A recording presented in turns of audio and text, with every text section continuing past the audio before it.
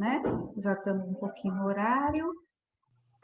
Então, bom dia todo mundo, um prazer estar com todo mundo aqui no nosso lançamento virtual do livro Práticas Inclusivas 2.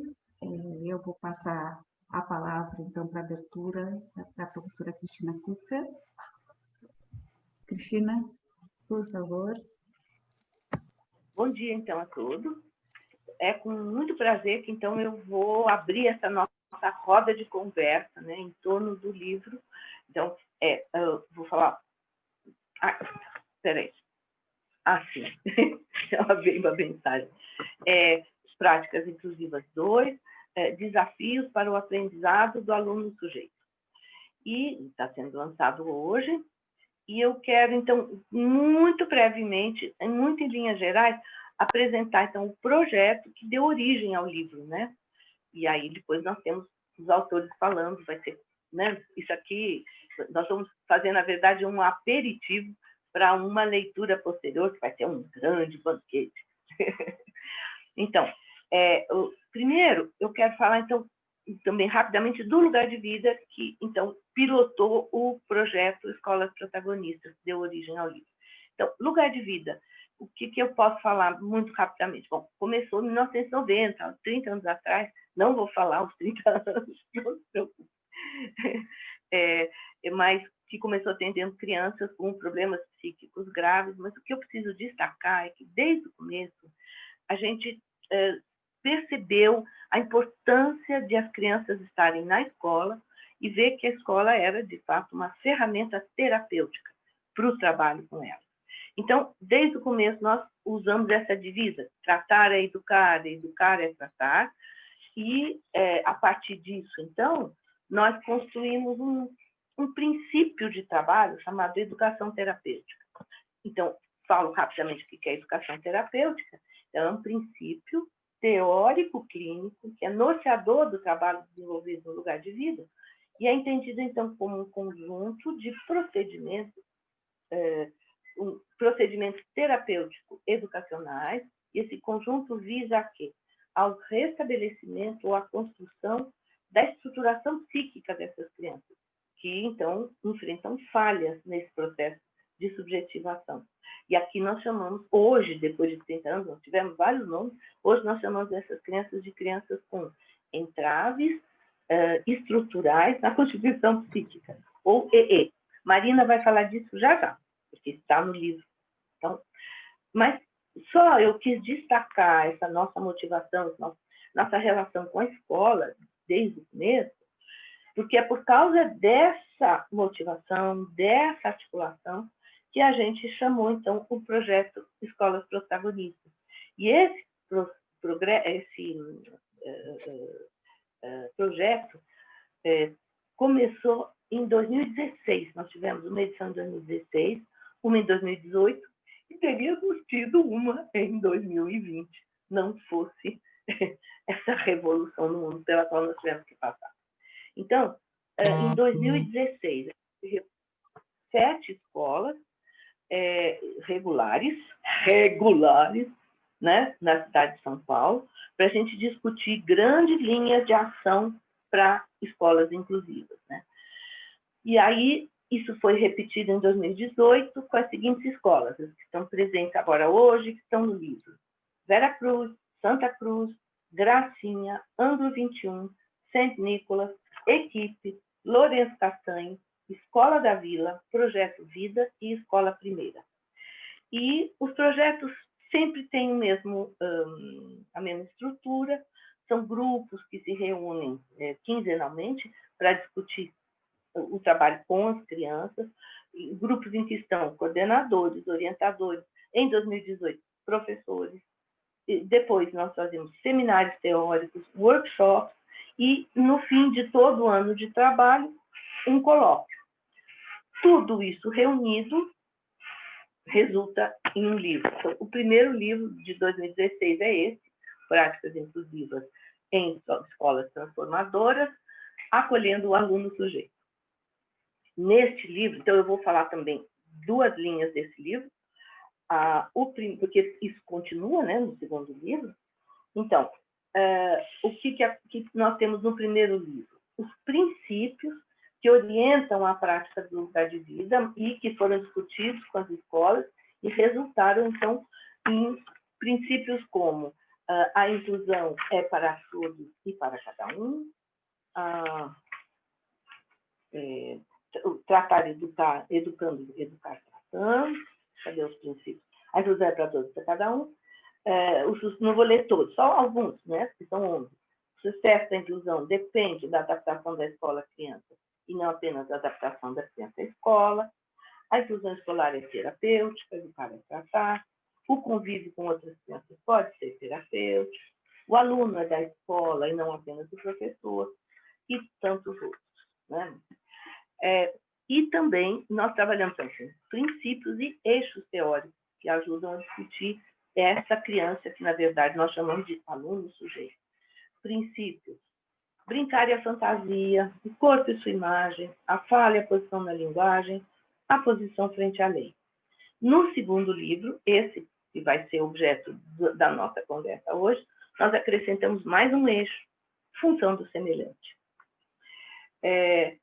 Então, ainda com relação ao que foi feito exatamente. Então, a gente focalizou nesse primeiro livro os eixos da constituição do sujeito e que vieram, então, compor e dar fundamentos à prática inclusiva que visa, então, a esse aluno que nós chamamos de aluno sujeito.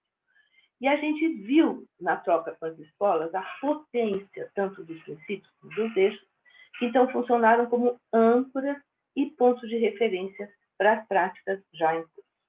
Muito bem. Isso de um modo bem geral, porque agora nós vamos entrar no segundo livro. Maria Eugênia, mostra aí o livro. Eu não estou com ele aqui. Se você mostrar, você vai aparecer, né? Pronto, olha, isso.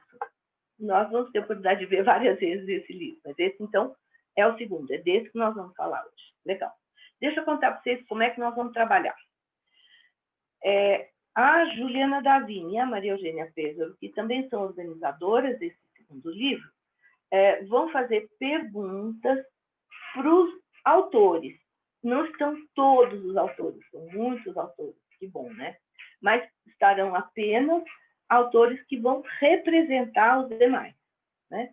Elas fazem perguntas e eles respondem. Então, com isso, nós temos 6 partes no livro, nós vamos trabalhar com a apresentação, com esses aperitivos que eu falei, das 6 partes, para vocês terem a oportunidade, então, de conhecer esse conjunto desse livro. Tá bom? Então, Juliana, é com vocês. Ai, obrigada. Gente, é muito gostoso estar aqui com vocês, né? E finalmente, como é difícil produzir um livro com tantas vozes, né? E como vai ser rico vocês poderem também escutar essas vozes todas. Então, nós vamos começar com a parte 1, né? Na parte 1 do livro, a gente vai trabalhar as grandes linhas norteadoras de uma aprendizagem terapêutica. Então, nós temos 4 capítulos aqui, onde a gente define quem são as crianças com entraves estruturais, os pressupostos para essa aprendizagem acontecer. A gente levanta a importância do saber fazer desse professor, que a gente também chama de professor sujeito, né?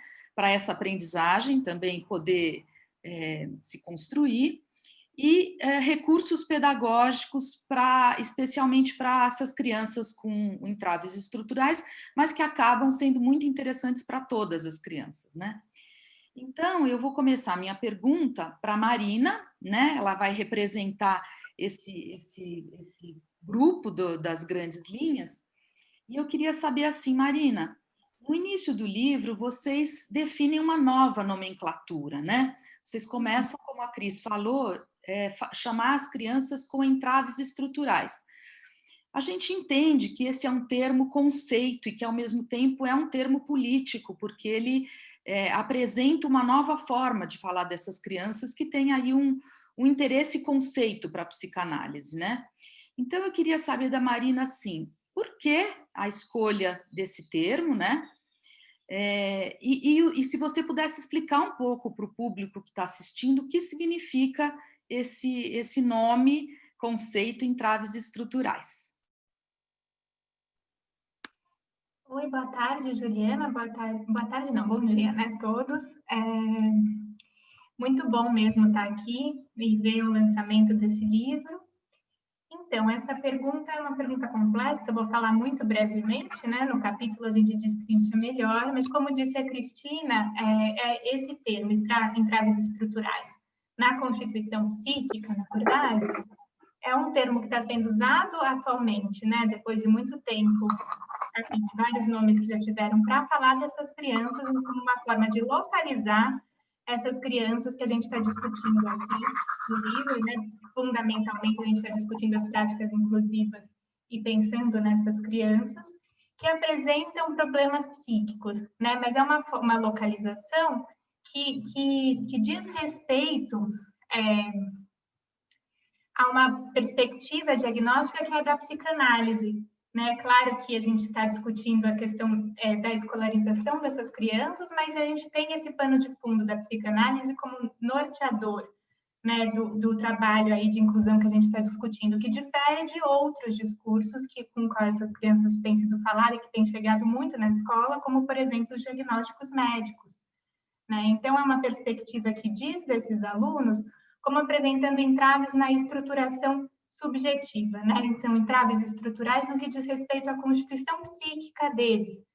Por que essa escolha? A gente está pensando que na infância, além do desenvolvimento do organismo e dos marcos de desenvolvimento descritos aí na literatura do desenvolvimento, tem também um processo de constituição da subjetividade, de constituição de um sujeito, e aí a gente está referida ao sujeito do inconsciente, né, que é um conceito complexo, né, psicanalítico, mas que tem um jeito da criança e se posicionar no mundo, se relacionar com o outro, que está em constituição, né? Então, ela não está só se desenvolvendo os comportamentos, o desenvolvimento e essa constituição psíquica, elas se entrecruzam, mas não se recobrem, né? Se entrecruzam porque uma criança que está com entraves estruturais pode apresentar um desenvolvimento diferente do que é esperado por uma norma.